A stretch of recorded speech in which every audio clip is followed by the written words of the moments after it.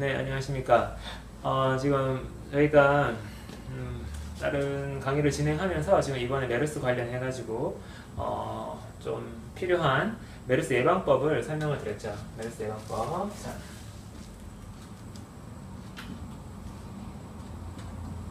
메르스 생활 수칙이라고 해서 예방법을 설명을 드렸는데 한 5가지 정도. 그리고 두 번째 동영상으로 신종 바이러스 출현의 상황에 대해서 설명을 했습니다. 근데 이제 그 부분에서 조금 위협한 부분도 있고 조금 더 여러분께 설명을 드리고자 세 번째 강좌를 마련했는데요. 우리 메르스 예방법 제가 설명드렸던 내용이 사실은 뭐 소식부터 시작해서 소식 뭐 이런저런 환기 뭐 이런 거에서 있었죠. 뭐 너무 상식적인 내용 같고 이게 면역하고 무슨 관계가 있나 이게 좀 의아하셨던 분들도 있으실 거예요. 그래서 이게 많이 대중성을 띌 수는 없는 내용이었는데요. 저는 여러분들이 생각하시는 것보다는 많은 연구를 이미 했고 면역에 있어서 많은 부분에서 지금 진행이 되어 있습니다. 그래서 이것이 과학적으로 도출된 결과입니다. 이 예방법이라는 것이 메르스가 왜 발생했는지부터 시작해서 어떤 상황이 되는지에 대한 것들을 과학적으로 설명을 드리고 있는데 이런 것들이 그냥 뭐 한간에 떠돌아다니는 건강 상식 같지만 이것이 제가 설명하는 그 가립구의 원리라든지 여러가지 면역의 원리라든지 이런 부분하고 맞아떨어지게 되겠습니다. 제가 저번에 이제 계절 감기, 그죠? 우리가 이게 가을 같은 환절기 정도가 되면 감기가 많이 들죠. 계절 감기가 왜 드는지 아직 의사들은 모르고 있습니다. 의료계에서는 아직 모르는 상황인데 이런 부분들이 다 정리됐다고 이미 설명을 드렸고요. 이제 그렇게 되는 거 설명을 드린 거는 어떤 사람이 뭐 주장하는 내용이 아니라 과학적인 이론의 그 사실들과 연결지어서 체계적으로 도출이 되는 겁니다.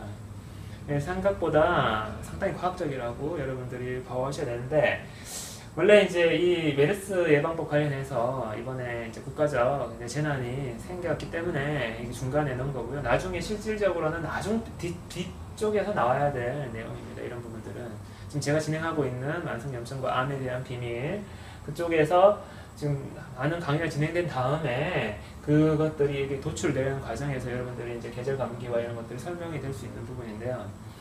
지금 국가적 재난 때문에 미리 이렇게 했었고 나름대로는 예방법 중에서도 한계를 지닐 수 있는 예방법이라고 보시면 되겠습니다. 왜냐하면 대중적 이해가 동반될 수가 없는 지금 어쩔 수 없는 한계가 있습니다. 제가 워낙 그 연구된 부분들이 좀 앞서가 있는 부분들이 많이 있거든요.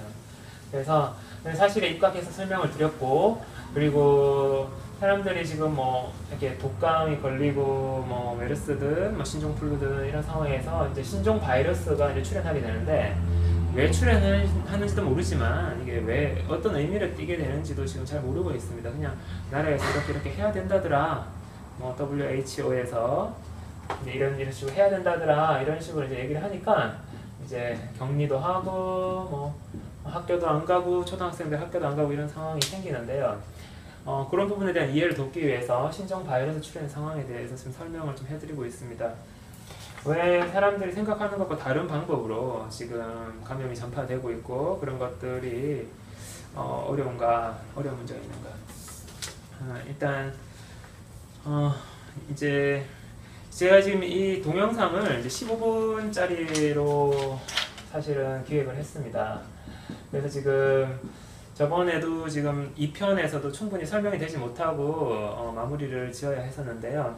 오늘 여러가지 설명을 이제 못 드렸던 설명을 좀 드리고자 이렇게 다시 15분을 다시 할애하게 됐습니다. 지금 연착륙이라는 개념을 저번에 설명을 드렸죠. 연착륙.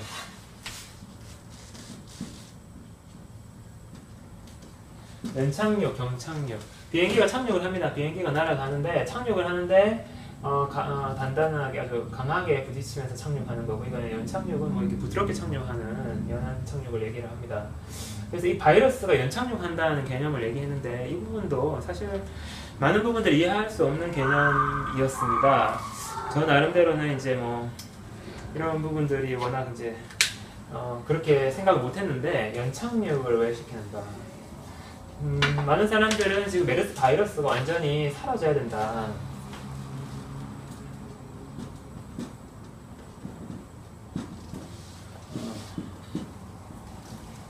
메르스 바이러스가 이렇게 소멸되어야 한다고, 사라져야 한다고 이야기를 하고 있지만 사실은 그렇지 않습니다. 바이러스는 이제 우리나라에 들어왔기 때문에 우리나라에 있는 사람들에게서 이제 기생하면서 이제 공생을 하게 됩니다.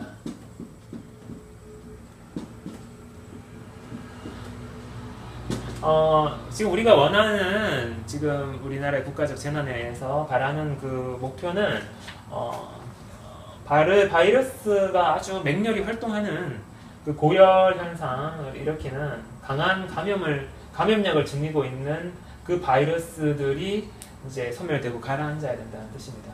이런 이제 강한 전염력을 지니고 있는 이 부분이 해소가 되어야 되는 거지. 메르스 바이러스는 한국에 상륙했고 이제 앞으로는 어떤 감기 증상이 생길 때 메르스 바이러스에 의한 감기가 생길 수 있는 상황이라고 보시면 되겠습니다.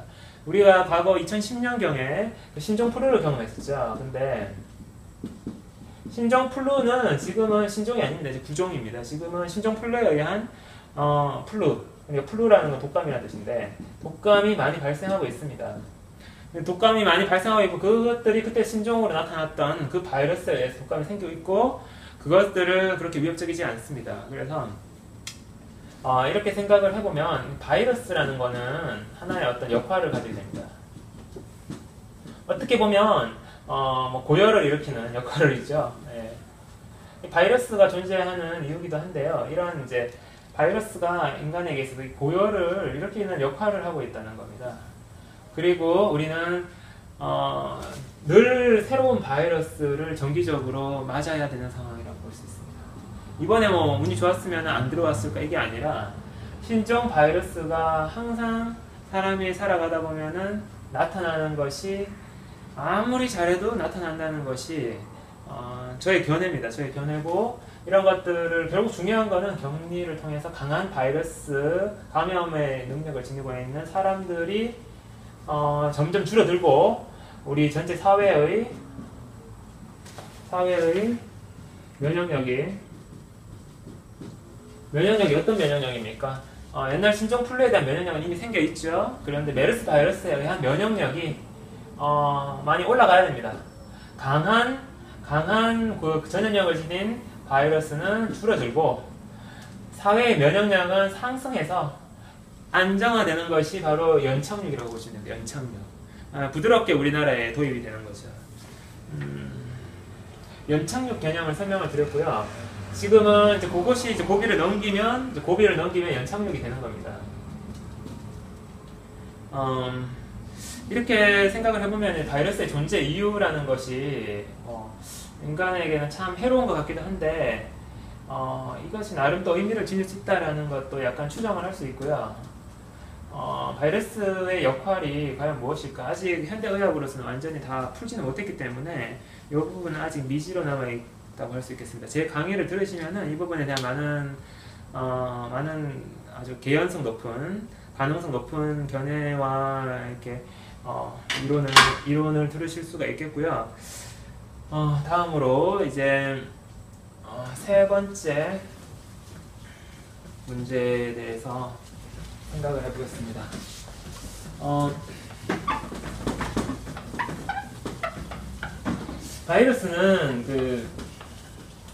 바이러스는 밀폐된 공간에서 많이 나타난다고 했는데요. 이렇게 밀폐된 방이 있다고 칩시다. 어떤 방이 있고 여기 방에 어떤 환자가 있습니다. 만약에 환자가 들어가 있으면은 그때 저번 편에서 그 창문을 열어두면 바이러스가 이렇게 날아간다 그랬죠. 바이러스는 이렇게 현미경적으로 봤을 때 이런 식으로 되어 있으니까 이 방에는 바이러스가 많이 있을 겁니다. 어떤 사람이 바이러스가 있는 방으로 들어갈 수가 있겠죠. 이 개념에서 밀폐된 공간의 상황에 대한 좀 부연 설명을 하겠습니다. 제가 그때 농도를 설명을 드렸는데요. 바이러스의 농도. 바이러스가 만약에 한 마리가 있다. 한 마리가 있는 방에, 바이러스가 어떤 방에 한 마리가 있단 말입니다. 그죠? 바이러스 한 마리가 있던 방에 어떤 사람이 들어갔다. 감염이 일어날까요? 바이러스에 감염이 일어나기 위해서는 바이러스가 많은 방으로 들어갈수록 감염 확률이 높아집니다. 그래서 농도라는 개념을 설명을 드렸는데요. 진하게. 농도. 바이러스의 농도. 바이러스는 어떤 방에 아주 고열이 많이 나는 어떤 아이가 있다 치면은 아주 많은 농도로 있을 수가 있겠죠. 이 방은 텁텁합니다. 응? 텁텁하고 들어가면 그냥 아주 습합니다. 텁텁하고 이 방이 뭐 작은 방이라면 더 텁텁할 것이고요. 공간이 적으면은 아주 큰 방이면은 덜 텁텁할 것입니다. 좀 이렇게 공기가 여유가 있겠죠. 이 어린이가 만약에 감염이 돼 있다. 그러면은 열이 나면서 고열을 발산하겠죠. 고열.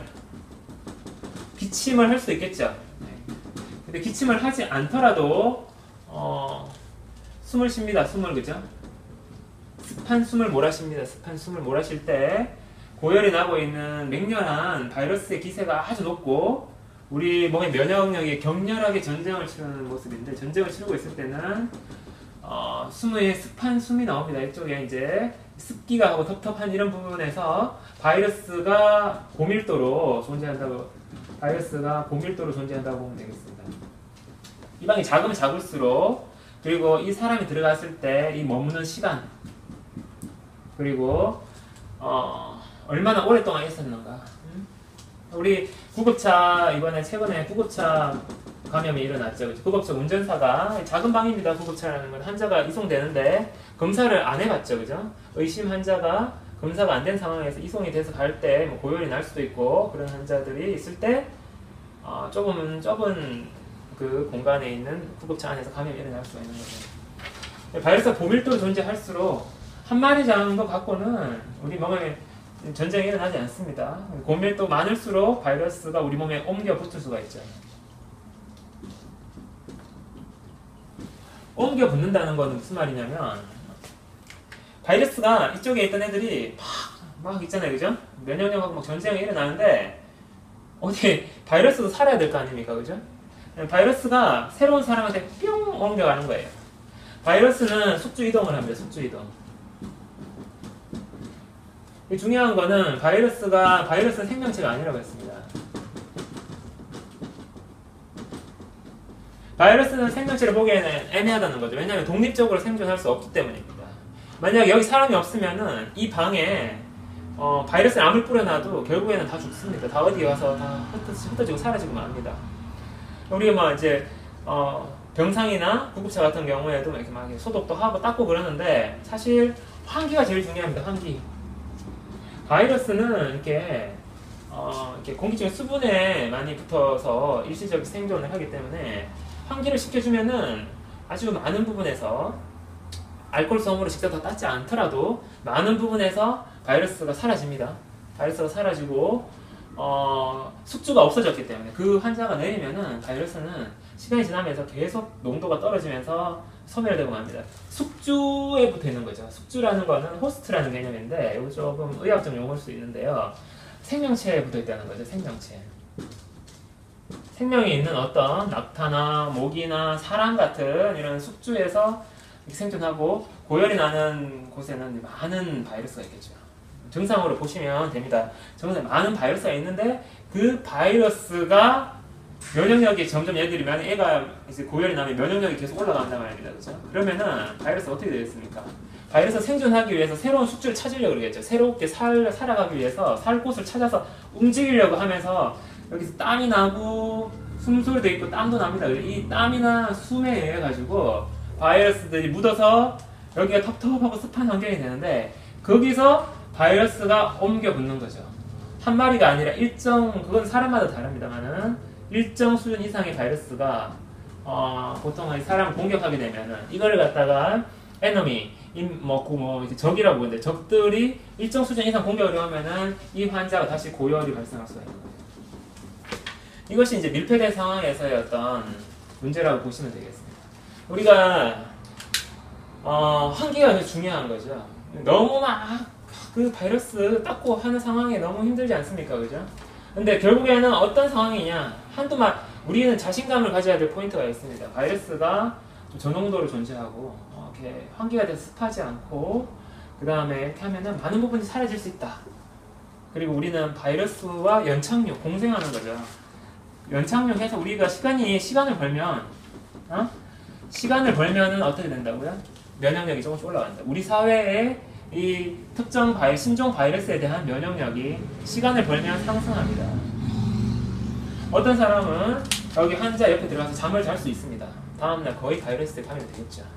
근데 어떤 사람은 잠을 자지 않습니다. 그렇죠? 잠깐 틀렸다 나오겠죠. 시간이 짧을수록 여기에 대해서 될 수 있는 감염 가능성이 줄어들게 되는 겁니다.